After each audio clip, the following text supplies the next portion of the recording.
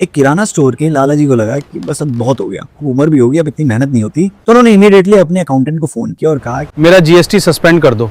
आपके पास कितना स्टॉक होगा लाला जी? 50-60 लाख के आसपास होगा। मैं इसको कैश में निकाल दूंगा। अकाउंटेंट ने समझाया कि आप अगर अभी से ही इमीडिएटली कैंसिलेशन का फॉर्म फाइल करोगे तो स्क्रूटनी का नोटिस आ सकता है। आप एक काम करो, 5-6 महीने हम इसको ऐसे ही निल फाइल करते हैं तो जीएसटी ऑफिसर कैंसिल इजीली कर देगा। लाला जी ने सोचा सही बता रहे होंगे और यही कि उन्होंने अपना माल कैश में निकाल दिया। 6 महीने बाद कैंसिलेशन का फॉर्म फाइल किया तो जीएसटी ऑफिसर ने कुछ चीजें पूछ ली। सबसे पहली चीज ये पूछी कि आपने 6 महीने तक निल क्यों फाइल करी, आपकी सेल एकदम से ही जीरो कैसे हो सकती है। तो अकाउंटेंट ने कहा कि सर 6 महीने पहले डिसाइड कर लिया था, बट सोच रहे थे कि चलो निल रिटर्न फाइल कर देंगे। तो जीएसटी ऑफिसर ने कहा जब आपने सोचा था उसके 30 दिन के अंदर आपको कैंसिलेशन फॉर्म फाइल करना होता है। आपने नहीं किया। तो जीएसटी ऑफिसर ने कहा आप मेरे को स्टॉक की डिटेल आना जो 6 महीने पहले थी। तो अकाउंटेंट ने कहा सर कोई स्टॉक नहीं था। जीएसटी ऑफिसर को 2 मिनट लगे इनवर्ड आउटवर्ड के बेस पे एस्टिमेटेड स्टॉक निकालने में, वो निकाल लिया। अब हर किसी को लगता है कि आईटीसी पड़ा है 1.5-2 लाख रुपए का, उसी में से रिवर्सल कर देंगे। बट कैंसिलेशन के टाइम पे जीएसटी कैलकुलेट करने का एक फॉर्मूला है कि आपका स्टॉक है, उस स्टॉक पे आपने जितना इनपुट लिया था या तो आपको वो उल्टा करना है, रिवर्स करना है, या फिर उस स्टॉक को अगर आप बेचते हैं तो